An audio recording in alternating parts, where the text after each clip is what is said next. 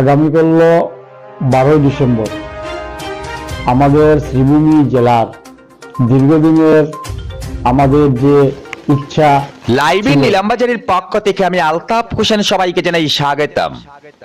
রাজ্যের নবনিযুক্ত মন্ত্রীকে স্বাগতম জানাতে অধীর আগ্রহে রয়েছেন করিমগঞ্জ জেলার জনগণ। জাতি ধর্ম বর্ণ নির্বিশেষে সকলেরই উপস্থিতি কামনা করছেন চেয়ারম্যান ইকবাল হোসেন।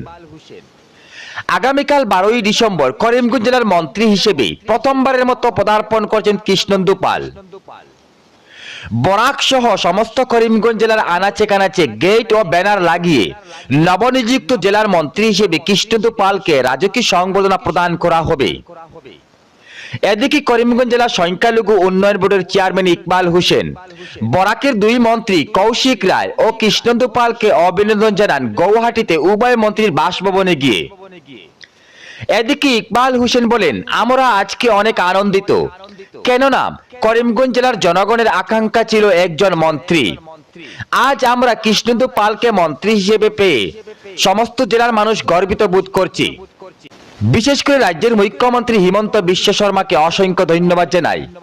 মুখ্যমন্ত্রী হিমন্ত বিশ্ব শর্মা উন্নয়নের চিন্তা করে পাতারকান্দির বিধায়ক কৃষ্ণেন্দু পালকে উনার মন্ত্রিসভায় অন্তর্ভুক্ত করেছেন।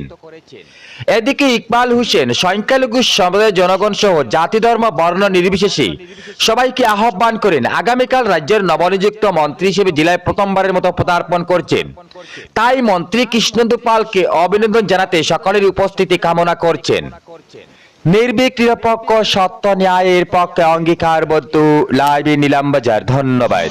আগামীকাল 12 ডিসেম্বর আমাদের শ্রীভূমি জেলার দীর্ঘদিনের আমাদের যে ইচ্ছা ছিল, আমাদের মাননীয় মুখ্যমন্ত্রী আমাদের সেই দীর্ঘদিনের দাবির পরিপ্রেক্ষিতে মন্ত্রিসভায় অন্তর্ভুক্ত করেছেন আমাদের পাতারকান্দির বিধায়ক মাননীয় কৃষ্ণেন্দু পাল মহাশয়কে।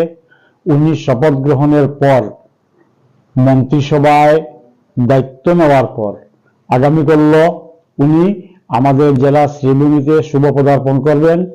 ওনাকে স্বাগত জানাতে আমরা সবাই জাতি ধর্ম বর্ণ নির্বিশেষে ওনাকে স্বাগত জানাতে আমরা প্রস্তুতি নিয়েছি এবং আগামীকাল ওনাকে ওনার নিজ জেলা শ্রীভূমিতে ওনাকে রাজকীয় সংবর্ধনা দেওয়া হবে। এবং বিশেষ করে আমি শ্রীভূমি জেলা সংখ্যালঘু উন্নয়ন বোর্ডের চেয়ারম্যান হিসাবে আমি অত্যন্ত আনন্দিত এবং খুশি যে আমাদের জেলার বিধায়ক কৃষ্ণেন্দু পাল মহাশয় মন্ত্রী হয়ে প্রথম যাচ্ছেন। তাই ওনাকে ধন্যবাদ জানাচ্ছি এবং কৃতজ্ঞতা জানাচ্ছি আসামের মাননীয় মুখ্যমন্ত্রী হিমন্ত বিশ্ব শর্মাকে। তাই ওনাকে আমরা আগামীকাল 12 ডিসেম্বর আমাদের নিজ জেলাতে ওনাকে রাজকীয় সংবর্ধনা সহ ওনাকে স্বাগত জানাবো।